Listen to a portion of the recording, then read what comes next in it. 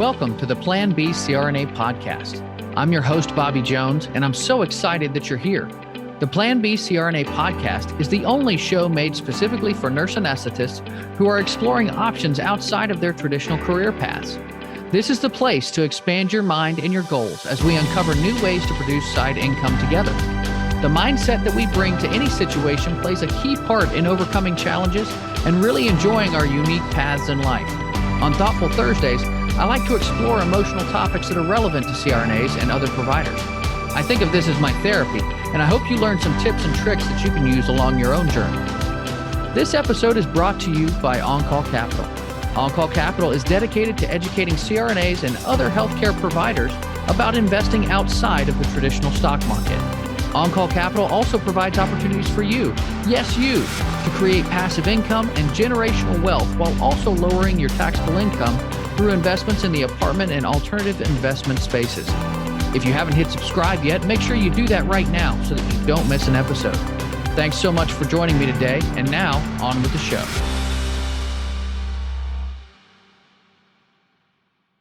Welcome to Thoughtful Thursdays on the Plan B CRNA podcast. I'm your host, Bobby Jones, and as always, I like to start these shows off with a quote that gets me thinking. Today, I happen to have two.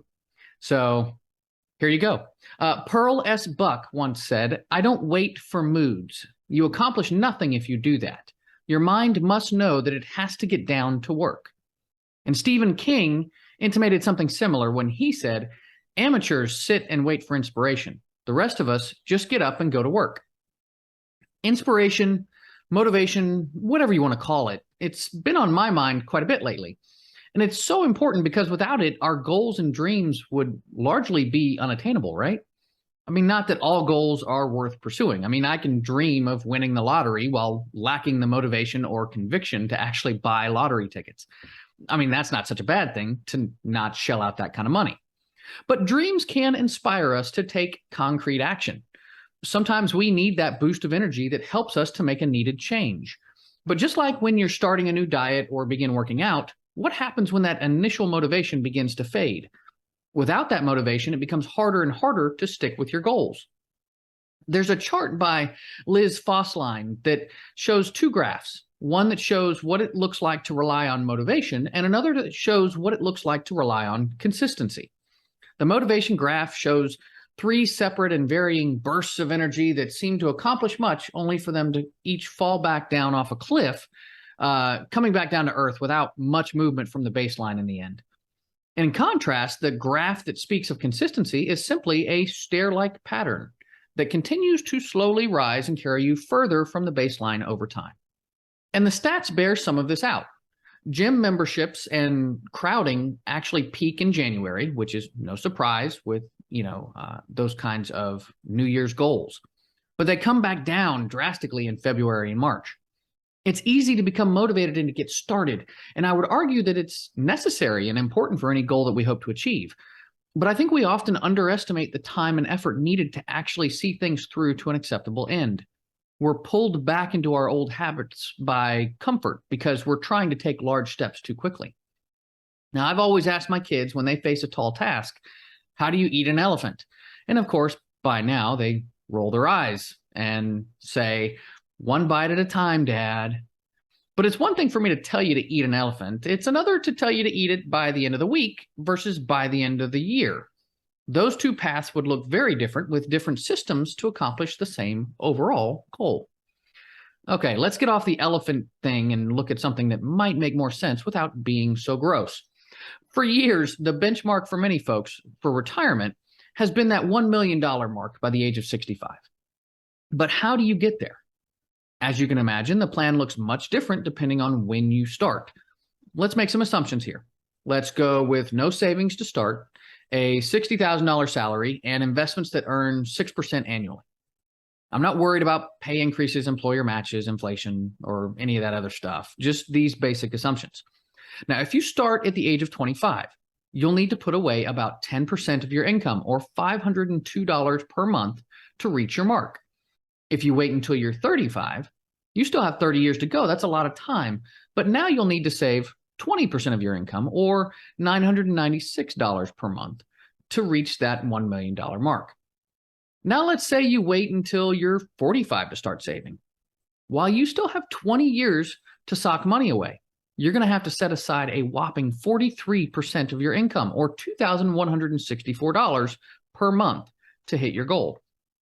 And while this is a great illustration of the power of compounding, it alludes to something else that I'd like to point out. Think about each of those scenarios that I mentioned. How different do the systems for each starting point look? I think we can all agree that saving $500 a month is a lot more tenable than saving $2,100 a month. And the pain of changing your habits is much greater the bigger the steps that you have to achieve a particular goal. Which leads me to the question, how can we use motivation to lead to consistency to lead to the results we want? My take on that is that we have to find some way to remain motivated while we're establishing those new habits. First off, the science of habits shows that a habit consists of three components: a cue, a routine, and a reward. The cue is the key that triggers you to make that habit. This can be a visual trigger, a time of the day, a sequence of thoughts, or an emotional state. Of course, the routine is the actual habit that you're looking to create, and the reward is the feeling that you get after doing the routine. The reward can literally be anything that makes you feel good, whether it's a specific treat or meal, a kindly spoken word, a physical sensation, or internal pride in your own accomplishment. And what that all means to me is that we need to create systems that are satisfactory to us in some fashion. It's not about the goals that you have necessarily, but making sure that you feel happy with the progress you're making along the way. We often don't stick with new habits because they are too out of sync with how we currently live our lives. We have to redefine our goals to focus on the systems that we're putting in place to actually reach them. And we should probably start smaller, focusing on just one or two smaller components of the overall goal. And if you're still wondering what all this means, take a look at a marathon training program. Of course, there are different types depending on your fitness level, but the point is clear. You have to start much smaller in order to build the consistency needed to actually run the race. You start with the shorter distances that you're able to do and become consistent at doing them for several days until you're used to it. Once you've achieved that smaller goal and your confidence is up, then you build upon it by taking that next small step to increase mileage the following week. These plans take months to achieve, just for the goal of completing a race. Now think about the kinds of plans that you have to put in place in order to achieve even larger goals. You can expect those to utilize more systems and smaller goals along the way. I mean, as they say, Rome wasn't built in a day. And that's all well and good, but what happens if you take some days off and break that consistency? Well, first off, breathe. It's okay. You can do this without beating yourself up about it. Show yourself some grace, but then get back on that horse. I mean, you don't want to miss too much time because that can lead to feelings of inadequacy or force you to wonder about the impossibility of your overall goal. Now, there are plenty of tips to create new habits built upon consistency, and I'll have several links in the show notes for that. But motivation and consistency go hand in hand. In order to ultimately get the chance to celebrate the larger goals that we have, we must create systems and habits that provide satisfaction during the long journey. That satisfaction is the ultimate motivation to keep plugging away at the small things that lead to big achievements. Now, if you're looking for some books to motivate you, check out The Power of Habit by Charles Duhigg, Atomic Habits by James Clear, The One Thing, The Surprisingly Simple Truth Behind Extraordinary Results by Gary Keller, and Deep Work, Rules for Focused Success in a Distracted World by Cal Newport. And of course, I have some links for you to check out as well. And I mean, that's what I've got for you today. If you enjoyed what you heard, make sure you hit subscribe and leave us a 5-star review. I'd love to hear what you thought of the show today, so make sure you put that in any review that you leave. If you're interested in passive income opportunities with tax-advantaged real estate, make sure you visit my website at www.oncallinvestments.com or reach out to me on Facebook, LinkedIn, or Instagram. Until next time, be safe and take care of each other out there. Thank you so much for joining me for another episode of the Plan B CRNA podcast. If you haven't already subscribed and reviewed the show, I'd be honored if you took the extra time. It really helps to expand our reach and get the word out about the show. If you're a CRNA who is interested in sharing your story on our podcast, I'd love to have you. Please email me at bobby@oncallinvestments.com for more information. This episode was brought to you by On Call Capital. They are dedicated to helping providers like you develop passive income and generational wealth through investments in the apartment and alternative investment spaces.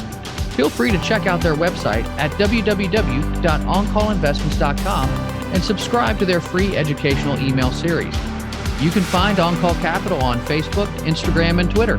You can also check out our YouTube page, where you'll find all of the show episodes along with other educational videos. Thanks for listening, and we'll see you on the next episode.